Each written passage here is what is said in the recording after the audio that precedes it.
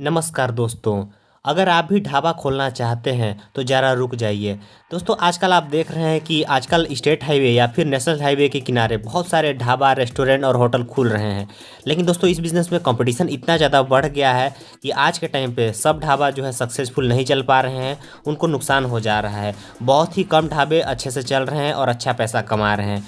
तो अगर आप भी खोलना चाहते हैं तो आपको कुछ बातों का ध्यान रखना पड़ेगा, तभी आपके पास कस्टमर आएंगे। तो दोस्तों आपको यहाँ पे सोचना पड़ेगा कि कोई आपके ढाबा पे ही रुक के क्यों खाना खाएगा, आखिर क्यों आपके पास ही कोई रुकेगा। तो दोस्तों आपको यह देखना पड़ेगा कि आपके पास सबसे ज़्यादा पार्किंग की अच्छी व्यवस्था है कि नहीं। क्योंकि दोस्तों कोई भी जब कहीं हाईवे से गुजरता है, अगर उसे खाना खाने का मन करता है तो दोस्तों वह यह देखता है कि कहाँ पे वह रुक सके, अच्छे से गाड़ी पार्क कर सके और अपने फैमिली के साथ खाना खा सके।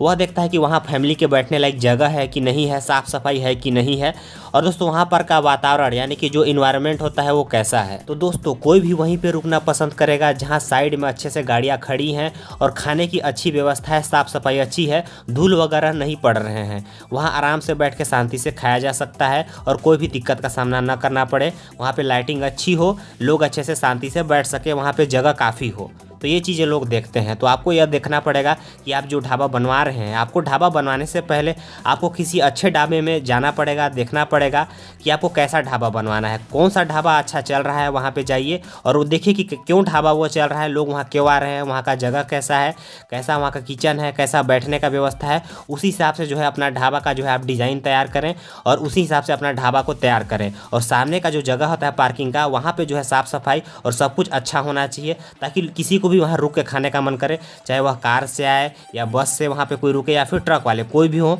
वहाँ आसानी से रुक सकें। तभी आपके पास कोई दोस्तों रुकना पसंद करेगा। दोस्तों जहाँ भी आप ढाबा खोलते हैं वहाँ पे आपको ऐसा बैनर या बोर्ड लगवाना है ताकि रोड में चलते हुए किसी को भी पता चल जाए कि हाँ यहाँ पे जो है फैमिली ढाबा है। वहाँ फैमिली नाम का उपयोग जरूर करें दोस्तों, ताकि पता चले कि हाँ यह फैमिली ढाबा है, पारिवारिक ढाबा है, यहाँ हर कोई खाना खा सकता है। कहने का मतलब ये है दोस्तों कि जो भी आप अपने ढाबा का नाम रखते हैं आपको सोच समझ कर रखना पड़ेगा और कुछ आपको वहाँ पे टैगलाइन देना पड़ेगा। ऐसा कुछ वहाँ पे लिखा होना चाहिए फैमिली ढाबा वगैरह, ताकि लोगों को यहाँ पे रुकने का मन करे, ताकि लोगों को लगे कि हाँ यहाँ सब कोई बैठ के खाना खा सकते हैं, हर कोई वहाँ पे रुक सकता है। क्योंकि दोस्तों देखिए कोई भी जब दूर से यात्रा करके आता है तो वहाँ पे वो शांति चाहता है, आराम से बैठ के खाना खाना चाहता है, वह थका होता है।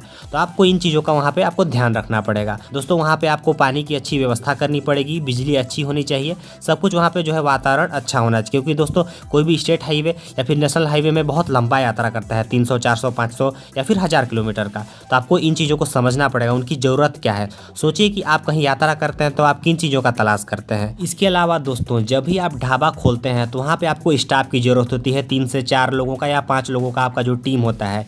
खाना बनाने वाले चाहिए, शेफ़ चाहिए, और वहाँ पे कुछ जो है और स्टाफ चाहिए जो कि मैनेज करें और साफ़ सफाई करें और जो है खाना परोसें।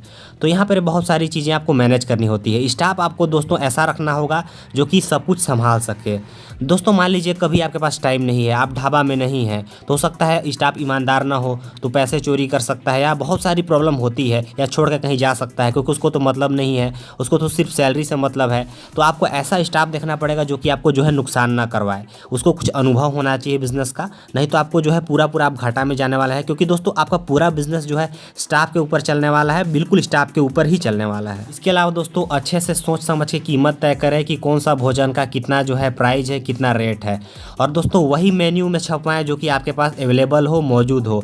ज़्यादा मेन्यू लंबा चौड़ा ना रखें, जो आप बना सकें, जितना आप जो है मैनेज कर सके उतना ही रखें। क्योंकि दोस्तों मान लीजिए अगर आप छोटा ढाबा शुरू कर रहे हैं और बहुत सारी आइटम आपने जो है मेन्यू में लिख दिया कि हाँ ये चीज़ मिलता है और आपके पास है ही नहीं, तो दोस्तों ऐसे में जो है कस्टमर जो है गुस्सा हो जाता है। तो दोस्तों वही चीज़ें मेन्यू में रखें जो कि आपके पास अवेलेबल है, जो कि आप बनाते हैं। ज़्यादा लंबा चौड़ा कोई भी उसमें लिखने का ज़रूरत नहीं है।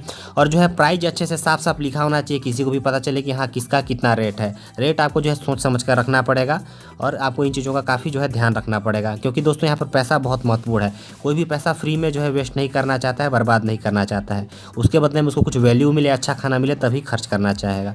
आप खुद सोचिए कि आपको अच्छा खाना मिलेगा, सब कुछ मिलेगा, तभी आप जो है पैसा खर्चा करना चाहेंगे। यहाँ पर बात आती है अब लागत की दोस्तों, कि यहाँ पर पैसा कितना लगने वाला है। तो यहाँ पे अगर छोटा ढाबा अगर हम स्टार्ट करें तो यहाँ पे 4 से 5 लाख रुपए, और दोस्तों अगर आप बड़ा ढाबा स्टार्ट करते हैं तो वहाँ पे आपको जो है 10 लाख रुपए 15 लाख रुपए आपको लगने वाले हैं। और दोस्तों ये कहाँ पे शुरू कर रहे हैं उसके ऊपर डिपेंड करता है, क्योंकि दोस्तों कितना स्टाफ रखते हैं, वहाँ कितना आप सैलरी देते हैं, आप किस राज्य से रहते हैं, वहाँ आपको जो है इन चीज़ों का ध्यान रखना पड़ेगा, क्योंकि कहीं सस्ते लोग काम करने वाले मिल जाते हैं, कहीं महंगे मिलते हैं। आप जहाँ ढाबा शुरू कर रहे हैं आपका जो है किराया ज़्यादा हो सकता है, या फिर आपकी खुद की ज़मीन है तब तो कोई दिक्कत नहीं है।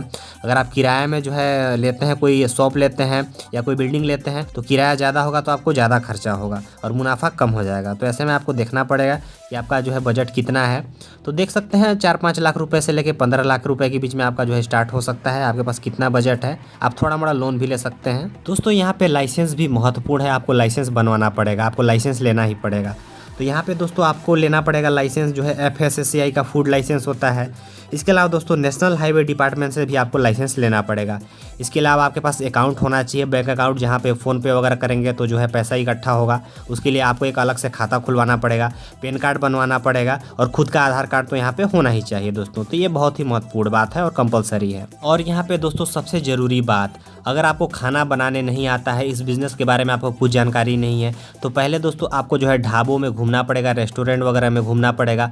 वहाँ कैसा डिज़ाइन है, बैठने की व्यवस्था कैसी है, इसके अलावा वहाँ पे जो है पार्किंग का व्यवस्था कैसे है, कितना जगह है, कितना स्क्वायर फीट में बना है, आपको कितना बड़ा बनाना है, उस हिसाब से आपको उस टाइप के जो रेस्टोरेंट होते हैं, यानी कि जैसा आप प्लान सोच रहे हैं, जिस टाइप का आप बनाना चाहते हैं, जितना आपके पास बजट है, उस बजट के हिसाब से आपको किसी दूसरे हाईवे पे जो है जाके देखना पड़ेगा कि वहाँ का ढाबा का डिज़ाइन कैसा है, उसमें कितना लागत लगा होगा, आपको अनुमान लगाना होगा।